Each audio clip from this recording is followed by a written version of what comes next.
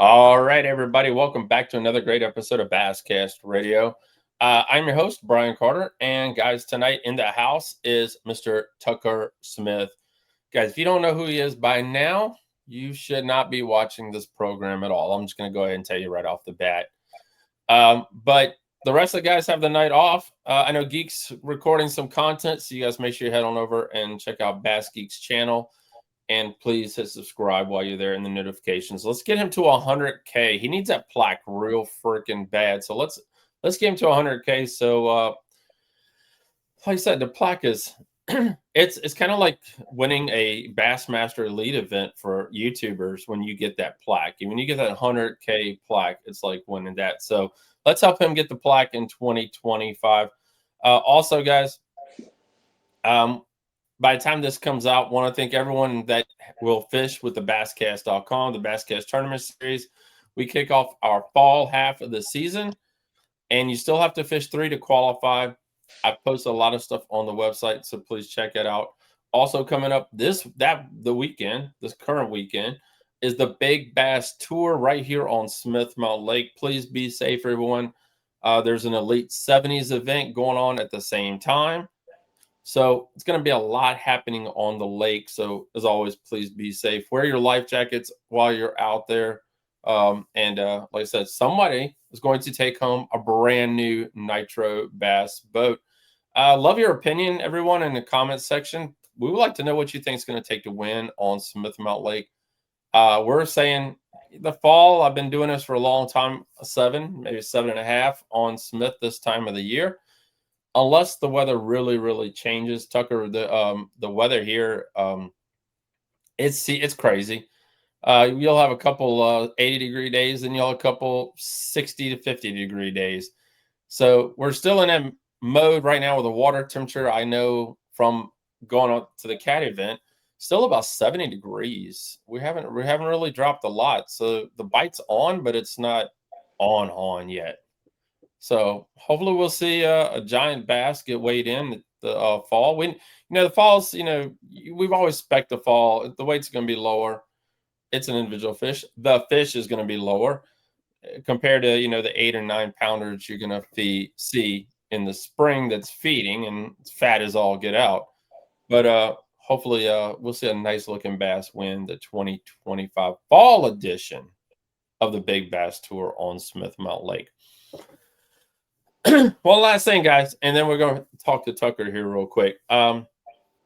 If you are not a Patreon member, we would love to have you become a Patreon member of the Basscast.com. If you support what we do, you like what we do, the tournaments, you name it, the Patreon member is just another little way to say thank you. It's $5.95. Excuse me, $5.95 a month to become a Patreon member. You will get every episode of Basscast Radio on Sunday, and you get it commercial free. That's right, commercial free as well. So in the comments section below, you can click the link, and it'll take you right to our Patreon, and you can become a member, and we really, really appreciate you doing that. We love to build that up a lot because it really does help a little bit of extra help pay for gas, food. And I was talking to someone the other day, 15 years later, I still haven't written myself a check. So here we are. It's still free. And one day I'd like to write myself a check. But talking about checks, Tucker Smith, welcome back to Basscast Radio. The guy's been on here, I don't know how many freaking times. Appreciate you coming on again, talking with us. And you guys all know he just won the Ultimate Angler Championship. 183 boats competed in this year's event. I've been told they're going to have it again in 2026. But dude, I think if I looked it up between your Bassmaster winnings, and it's just Bassmaster and the Ultimate Angler, you're almost to $1 million. Thanks for having me. It's pretty crazy. I mean, at this young age, you're almost to $1 million, dude. Do you know where any of it is? Probably not. Yeah, I do. I've invested in that big tournament. Me and Logan won that Johnny Morris U.S. Open Championship. That was the moment where I started to be more smart with my money and started to invest it. And I've definitely gone the smart route with the money stuff and try not to spend a ton of it. Try to save a lot of money. But yeah, it's been a crazy year.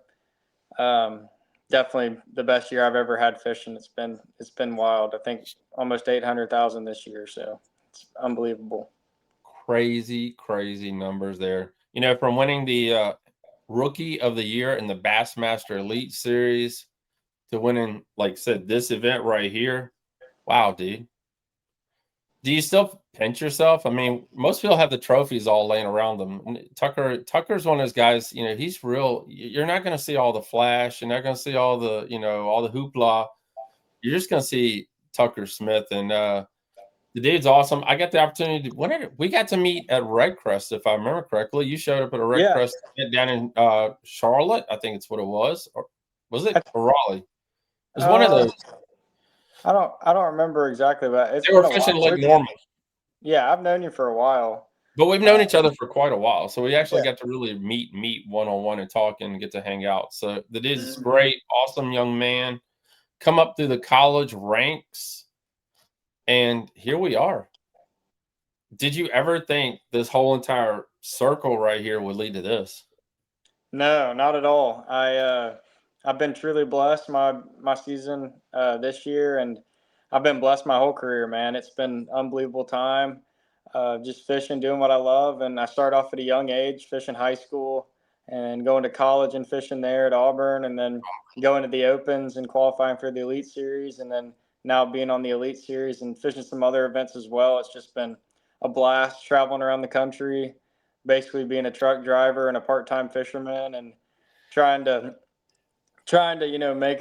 make some dollars fishing. It's been a lot of fun. But yeah, it's always been a dream of mine since I was a little kid, and to be able to do it now full time is truly special to me. All right, so before we had him on night, guys, I messed with Tucker and said, "Hey, I need you at home this time," because every time we've caught this man, he's been on the lake. And you guys know here at Basscast Radio, we brought this up many times. These young anglers are on the water as much as possible, and you know we're hearing it that you know Tucker, I know you hear it, you hear the noise, some of it, but I can't compete. I just can't be on the water like these young kids are doing. That's where it's at. I mean, you know, it's just like I was telling someone the other day about, you know, fishing Bass Nation of Virginia and, you know, making it through the ranks like you were talking about right there, fishing to high school and on up. But it's kind of the same way if you do golf, it's a pay to play. If you do tennis, it's a pay to play. So I mean, the time that you put on the water and time you put on the court and on the course, that's what we got today. It's Tucker Smith right there. It's pretty wild. Yeah, I was actually making that analogy today about fishing a lot. And for some people, it might be different. You know, some people it might be 2 days a week. It might be 1 day a week of fishing. It might be 5 days a week. It's just different for everybody. But just being out there, keeping up, keeping your tools sharpened, like always being out on the water, not getting left behind, just trying to keep up with the fish, what they're doing. I use the analogy like it's kind of like golf, like you were saying. If you don't go play golf for 2 weeks, you're going to go back and you're going to be playing terrible and rusty. But if you go once a week or twice a week or however it may be, you're probably going to be pretty dialed in. So it's kind of the same with fishing. I feel like the more time you spend with it, the better off you are. Yeah, like you're saying, you know, I used to play tennis when I was a kid. I played a lot of freaking tennis, and tennis is the same way. Mm-hmm. And you know, if you know, I kind of pitch when I'm pitching underneath the dock, just like I pitch have a tennis tennis racket in my hand and do my backswing. You know, kind of just that underhand little pitch under dock. Yep, And like you're saying there, if you don't use it, you lose it, right, Tucker? that's right. That's right. And these young guys are putting in the time, and it's paying off. I mean, you know, Trey McKinney, we saw. I mean, you room Trey, don't you? If I remember correctly. No, I don't. You don't? I room with Paul Marks, Emil Wagner, and Andrew Loberg. Okay. So you're up there with Tucker because a lot of people kind of, you know, put you in the same boat as Tucker. And, you know, Tucker's always on the water as well. So, I mean, that's why you guys are winning tournaments. Yeah, it's pretty crazy, and that's another thing I was talking about earlier today. Was like right now I'm 24 years old, not married. I don't have a family. I don't have, or I mean I have a family. I don't have any kids or anything like that. So I'm able to go fishing, and it's what I do for a living, and it's different for everybody. Some people have a wife, some people are, married and have kids and have to make sacrifices if they want to fish. And it's tough for a lot of people. And that's something that I understand too, is being out on the water every single day is not reasonable for a lot of people. But if you make those sacrifices, and you're trying to get into the sport, time away it's a lot of sacrifices to make it to the top level, and it's different if you just like to fun fish or fish, tournaments around the house, but to do it full time, you have to make a lot of sacrifices and travel, and you have to be gone from home a lot, and it's tough sometimes, but that's the price you have to pay. Even fun fishing now has not turned into fun fishing by what a lot of the guys say. I mean, I know the complaint about FFS. You really do, even locally now. The young kids, even around the house, are, coming on and they're whipping the old boys' butts. And if you really want to compete locally, you need to fish. And you just can't go the day before and hopefully find some fish and be done. You need to at least spend 2 or 3 days on the water. And I understand that the money ain't there. And plus, I understand that the money ain't there in the tournaments as well, because we brought that up, that entry fees haven't gone up in forever. I mean, everybody wants a big payout, which we've seen that Major League Fishing did with the BFLs recently. But, the payouts, the entry fee is still the same. I mean, it's pretty much still 100, 5,000, 10,000, whatever it is. And it's pretty much stayed that way for practically since I've been doing this thing 15 freaking years. They haven't really gone up, but you guys want more money. So we'll one day figure that out for everybody. Yeah, the payouts have stayed the same for at least 20, 30, or 20 years, Yeah. 15, 20 years, however long it's been. Hell, the payouts were even better back then. And with inflation and everything, you'd think that it would level itself out and the payouts would get better, but we've got to figure that out. And that's what pumped me up so much about this tournament this past weekend, is obviously there was a lot of money on the line, but I feel like that's the way that it should be. I feel like that prize money, that should be the way that tournaments should be in the fishing world, and especially bigger tournaments when you've got all those guys together. Heck, I mean, even the guy that finished second made 140 grand, 130 grand or something like that. So Yeah. that just pumps people up and gets people fired up. And, like that kind of money like that can change people's lives for sure. So, I mean, it's a big deal. What was it like fishing against 183 of the best anglers in the world? We're talking about all circuits, guys. From the local circuits, the Major League Fishing, everybody. What was it like fishing against them? It was crazy, like especially during the meeting when I walked in, it was like BPT guys, like Bass Pro Tour guys over here, Bassmaster Elite guys over here. You got ABT, Alabama Bass Trail guys that are the best fishermen around the house where I live over here, and then you've got guys that you've never, some guys you've never seen that are probably the best fishermen in their states. And it's crazy. It was wild seeing all that many really good fishermen in the same room. But yeah, I never, like, even Jacob Wheeler, DC, all those guys were there. It was cool. But yeah, after seeing all those guys, it could add stress a little bit, but in my head, I was thinking it's me versus the fish. It's always you versus the fish in a tournament. Don't ever get stressed out about the competition. If somebody rolls up to the ramp, that's usually catching them, because all it is you versus the fish, and if you can put them in the boat, then that's how it goes.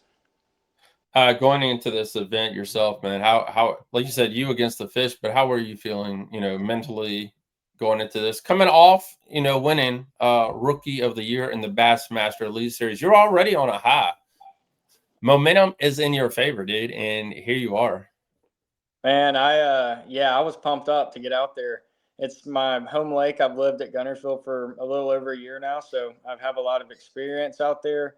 But this time of year and with no forward facing sonar, that definitely threw a wrench in it, because this time of year, usually I would be looking for a live scope offshore kind of bite.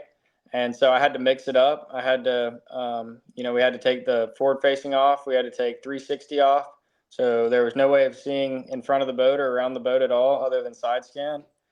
And so I basically spent all my practice looking for as many areas as I could, as many different techniques and patterns that I could try to find to catch fish, and ended up finding 3 places in the official day of practice, or we had 2 official days of practice with no scope. And I ended up finding my 3 best holes during those 2 days of practice with no live scope, and ended up finding one of the holes, one of those days of practice that was one of the best holes I've ever found, probably the best hole I've ever found on the lake. So it was pretty insane. Did you have that hole to yourself for the most part throughout the event?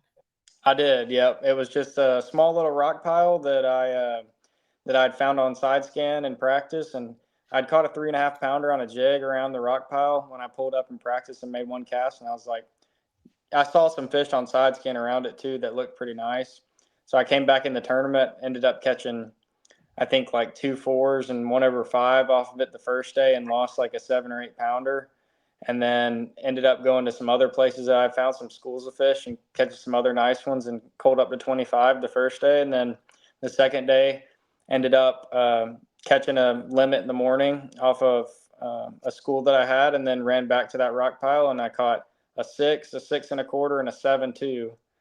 And cold up, and I caught one that was 370 and cold up to 27-11, and that was one of the best days of fishing I've had. Just the way that it went, catching 3 giants in like 20 minutes like that. Wow. It was unbelievable, and I won big bass of the day that day, so that was an extra $10,000. So it was unreal, man. What do you think was so special about this rock pile? Man, I think it was in an area that I've fished before, like a general area. I've never fished that exact spot before, but it was in a kind of a general area where I've caught big ones before. Um, I think that the grass around the area was really significant. Those fish love grass around Guntersville, so being close to the grass where they can hide and slide back out in and out of that rock pile to the grass, and then back in the grass, and then back to the rock to feed. But I think that the biggest thing is that on that rock pile there was 2 giant rocks like in the middle. They were probably, I wouldn't say giant, but probably the size of like a coffee table. But Okay. they were about 3.5 feet tall, and they were stacked like one was here and one was here. And I didn't know that until I started actually fishing that rock pile with a jig the first day of the tournament, and I could actually feel every single rock until I found the biggest rock there. And if I made it, bounced it over that rock and touched the top of that rock and let it fall between the 2 rocks, I would get smoked and on the fall. And I would have to set the hook as fast as I could and crank them over that other rock to get them to the boat. And I didn't know how good it was until I finally found that exact cast, and I kept making that exact cast. Kind of lined my boat up, triangulated with the bank, and was throwing at a dock that I could see in the background on the bank, and kept making that same cast and bouncing that jig over that rock. But I would get hung 95% of the time. Probably lost like 30 or 35 jigs on this one rock. Good God. But if I could get it up over that rock, which was super hard to do, there was like a hole like behind that next rock, and every time it would fall down in that hole, it would be like, Wonk. So the rock itself, like you said, you had to line up in a specific way. Were you pretty far off the rock itself, or was it a long cast, or how were you? Was there yeah. wind? Was there wind coming off of that, or moving water? I mean, there was a little bit of wind. The water was moving a little bit during the week, Okay. but it was really about the lineup of the cast. Okay. And I was staying far back from it. I was staying about I would say 80 to 90 feet away from the rocks, and really bombing it out there just so I didn't disturb the fish. Um, and then yeah, I was just making a long cast, letting my jig fall down, and then hopping it up, trying to get it up over that rock. And I would feel the jig tick the top of the rock, and every time I'd let it tick the top of the rock, I'd give it slack, let it fall, and you'd feel your line jump, and you'd have to set the hook as fast as you could to get that What fish in. What made you consider or think that this spot would reproduce each and every day? Because, like you said, you kind of hit it and move to another spot and then come back. What said that you might have learned during practice that said, "Hey, I can come back here and catch more great fish"? I mean, honestly, I didn't know what I was going to catch the next day. Okay. I mean, I knew that there was some big fish in that area, and I lost that really giant one, so I knew there was big fish around that area still. Um, but especially with the other schools, I had some other schools around that same area that were producing well for catching fish, and I ended up catching a few really good ones on some schools that I had as well. But that rock pile was where I could catch my 6 to 7 pounders, and so I knew if I could catch a decent limit and then go spend some time on that place and really get a good reaction bite, I could upgrade. And that final day, I actually went back to that same place and had some bites, but I could never connect with one. So they ended up getting pressured after that second day. But yeah, I was having to rotate a bunch of different places that final day to catch what I caught. On the final day going in, I mean, guys, it's a $500,000 on the line, and you had a good lead. How are you feeling? I was a little bit nervous. I mean, obviously, but I was also zoned in because I was fishing. When I fish that many days in a row, I kind of get in a rhythm where everything that happens, I don't really. It kind of just goes by me, and I just try to stay focused. And I think it's something that I've been able to do with time. But yeah, that final day, I was definitely stressed, especially in the middle of the day, about 12:30. I only had 4 fish for about 8 pounds. So I was really stressed out. I had about a 6 pound lead, so I knew that I needed to catch some fish, but I knew that they were going to have to catch them really good if I caught a decent bag. So ended up running around fishing a bunch of places, and I had one more place up the lake that I'd saved for right before weigh-in, and ended up running all the way up there. I was doing it 2:45. Ended up pulling up, lining up my boat, putting it on spot lock, and lining up my waypoint with a dock that was in the background, making my line up, and ended up casting over there and culling out everything I had in about 10 minutes and culled up to 18 Oh, something pounds. wow. Yeah, and Yeah, one turn. it's been brought up on some social media platforms and all about that lake and how many anglers call that lake home. And this being a non-forward facing sonar event on top of that, Yeah, I mean, it's kind of been a little disturbance in the atmosphere here that, well, he calls it his home lake. He calls it his home lake. But dude, you're able to dominate even after, just that little bit of time back on the water and finding the bass that you need to win this event. You know, uh, I don't know. It's mind blowing to be honest. I mean, just the way you kind of played the whole thing out and took home a $500,000. it's crazy. It's crazy, man. And then the icing on the cake was the no forward facing sonar. And I think that proved a lot for the younger generation of, a lot of us guys can really fish and it's not just a video game. And I think I proved a lot to a lot of the people, a lot of people this week, but it was just fun, man. I just love fishing. I grew up in the era of no live scope when I first started growing up through high school with fishing without it. Was successful in high school without live scope, and have had live scope for several years now. And then kind of went back in time this week and had to take it off the boat and ended up winning this tournament. And it was awesome. We brought up earlier Rookie of the Year 2025 on the Bassmaster Elite Series. I mean, what a season there as well. Is there a takeaway that sticks with you or something? You've had some time to really think about this after it all ended. Um, and after the noise ended, we kind of call it. What's been some of the takeaways that you look back on your Elite Series, first ever Elite Series, and take home the Rookie of the Year? It's been unbelievable. It's been such a blessing. Um, I would say a few key moments that I remember was that Elite Series tournament on Lake Fork that I was fortunate enough to win. I mean, that Mhm. was a huge goal of mine, and I didn't think it was gonna come this soon, but to win a blue trophy. But man, unbelievable. I mean that trophy is something that I've been looking at for a long time. I was really close to Aaron Martins, and I recently did an article for him. But unbelievable man, unbelievable fisherman, and just a true role model. And that man, I mean, being nice to people, that something that he taught me as well, is being nice to people, everybody you come in contact with. That's what I try to do. I try to be nice to everybody. I try to be nice to the younger generation. I try to be nice to the older generation. I try to be nice to everybody, because you never know. You can make somebody's day. You can make somebody's minute. You can make somebody's, whole year, just by being nice to them. So always got to be nice to everybody, and have fun when you're fishing.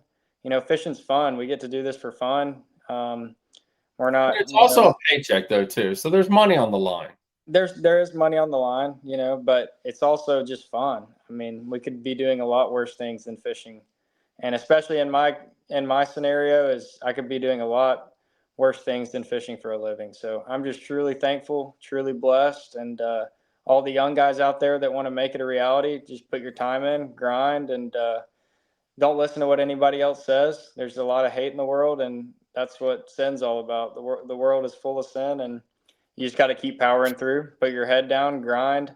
And if you put the time in, you don't let the distractions get to you, you can make it happen if you want to. It's all about All you. right. As the season progressed in 2025, was there a time when you sat down and said, I think I could win Rookie of the Year? I mean, I mean, a lot of anglers that don't, I know Polinick said a couple years ago he didn't want to know how many points he was ahead or how many points he was yeah, behind when he won Angler of the Year. yeah. Was there a time that you sat down and said, hey, I think I can actually become the 2025 Rookie of the Year? Yeah, I kind of have had that Brandon Polnick mentality where I don't ever really look at the points, and I knew that I was close. I think Paul had like a pretty big lead on me with 2 events to go, and so I knew that I needed 2 top 10s to make it happen. And those last 2 tournaments were the turning point, especially St. Clair. That top 10 that I had at St. Clair, Mm-hmm. I basically evened out the points at that second to last event. And by that final event, I knew that I needed one more top 10 to lock it in. And man, it was about the second day of the Elite Series tournament at Mississippi River. I didn't have much at all. I had a decent first day. All my stuff was trashed after the second day. The water came up and it was muddy, and had a gut feeling to run about 25 miles, lock through to a different pool at about 12 in the middle of the day. And I ran all the way up there, locked, and pulled up to a place that I had a few bites in practice. Ended up catching 15 something pounds and about 5 casts, and ran all the way back, locked all the way back down, came all the way back to weigh-in, and won Rookie of the Year. So just small moments like that have happened over this year have been such a blessing. Like this one at Guntersville, with not having anything till 12:30. It's just, I don't know, man. It's been a God thing. It's been a gut feeling, and it's been, make your decisions on the water. When you get a gut decision, you got to follow it. Besides God, I don't want to take nothing away there. What has helped you from spinning out in 2026? Helped you keep that mentality, that mind straight? The practice, the time on the water, the truck driver mentality. We all know, you guys have been running from lake to lake to lake. But what has kind of kept you laser focused in 2025? A great support group. My family's very supportive. My sponsors are very supportive. My girlfriend's very supportive of me fishing, and that's something you want to surround yourself with positive people that want you to do well and always push you to do better. And also the house that I travel with, Paul, Emil, Loberg, we call ourselves the Surge Squad, and we're all just a bunch of guys that like to catch bass and travel around. And yeah, I think everybody keeps each other positive, and we all just have a good vibe going into the week usually. And yeah, it's just surrounding yourself with fun, good people, positive people, and trying to keep your head down and fish as hard as you can. All right, so a story came out this past week, that you kind of co-wrote about you can looking up to Aaron Martens, and I brought up earlier. That's why he wears purple, everybody. That's why in the jersey that Tucker wears. What was some of the things fishing wise that you kind of took away from him that you've kind of implemented into your arsenal of trips and tricks and all that great stuff? Definitely paying attention to your side scan. paying attention to your mapping, having fun on the lake, especially, and treating people the way that you want to be treated. I remember when we first went fishing when I was really young. I got in the boat with him, and I tell this story a bunch because it's just so amazing to me. But I got in the boat with him to go fishing, and he was like, "Where do you want to go? What do you want to do?" And I'm like, look at him, I'm like, "Bro, you're Aaron Martins. You're the best in the world. I mean, why are you asking a little high school kid where he wants to go and what he wants to throw? It doesn't. I mean, you're the best. Like you should be the one making the calls." And that's just the kind of person that Aaron was. He didn't he was never rude or anything like that. Never arrogant. Always wanted other people to feel good. And Oh yeah. for him to ask somebody young like that, I mean, that just blew my mind. But was there a technique that you picked up from Aaron, or something that you kind of brought over into Tucker's fishing, or something that's helped him win tournaments? Um, Technique wise, I mean, I've learned techniques from him and stuff like that.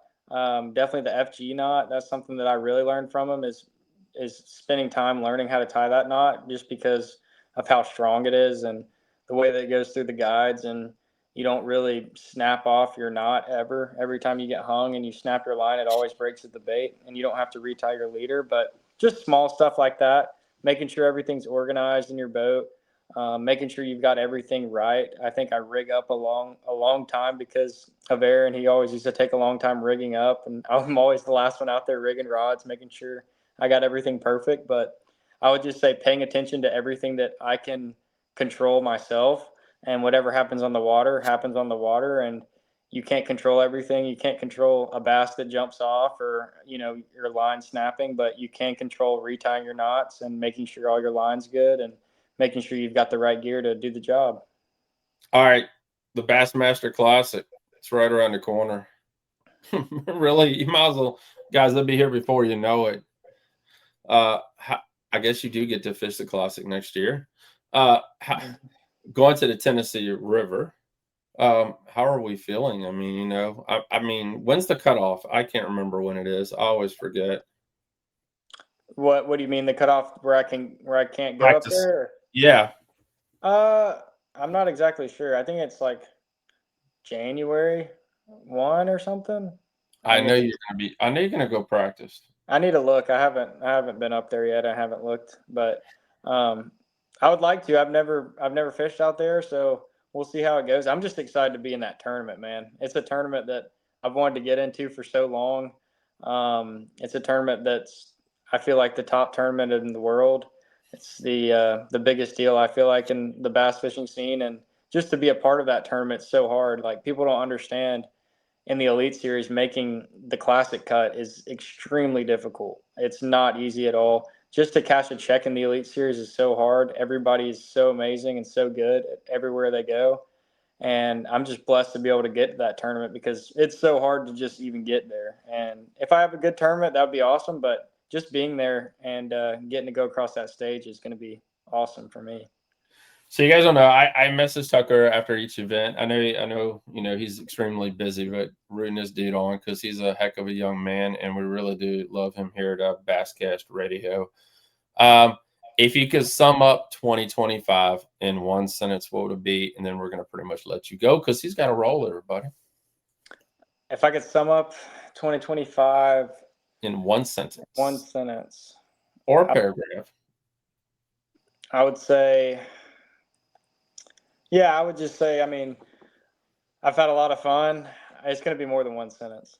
Go for it. I'm just going to say I've had a lot of fun. It's been a blessing. I get to live the dream that I've always wanted to live.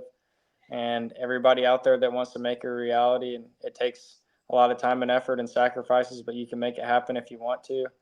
And I just remember being a little kid wanting to make it to the next level, and watching the Bassmaster Classic when I was 12 years old in Birmingham, Alabama, when they were weighing in from Guntersville. And I knew that at that point that was something that I wanted to do for a living. And I thought it was so cool. Like, we'll go in and watch the Super Bowl. So anything can happen. You can make your dreams come true. You just got to put some time in. You got to put some work in. And man, I've had a blessed year. And thank you guys for having me. All right. Anybody you want to thank real quick for a roll? Guys, by the way, make sure you follow Tucker Smith on all social media. I know you're on Facebook. I know you're on Instagram. are you on TikTok? I can't remember. Yeah, I'm on TikTok. I think it's Tucker Smith Fishing. Okay. And I've got a new YouTube series that I came out with this year that documents my whole season on the Elite Series, kind of behind the scenes too. Some specialty videos, fishing around the country and some cool places. So that's just Tucker Smith Fishing on my YouTube. But yeah, my sponsors that make it happen for me. Impulse Lithium was my title spot this year. I ran a Nitro 21XL bass boat all season long and ran my Humminbirds all season. Had a great time. And man, it's just been a fun year. I couldn't do it without my sponsors and my family and my friends. All right, you guys heard it here, right here, Basscast Radio. I appreciate everyone tuning in tonight. Guys, like I said, make sure you're following Tucker Smith wherever you are on social media. Follow the journey in 2026. It'll be here before we know it. We're already getting 2026 tournament schedules. Plus, guys, expos are right around the corner. Are you signed up for any expos yet? I don't know if anybody's reached out because the expos will be here. Golly, we're like 3 months away from an expo. October, November, December. Yeah, November, December, January will be expo time around here. So I haven't signed up yet for any. All right, reach out to Tucker. He probably don't charge a whole lot, but he'd love to show up. Okay. Just make sure you put him in a nice room. You ain't gotta add no special food like all them rock stars and music singers and all in his little room and everything. You know, they want that special fruit and that special water that came from the glaciers of Antarctica.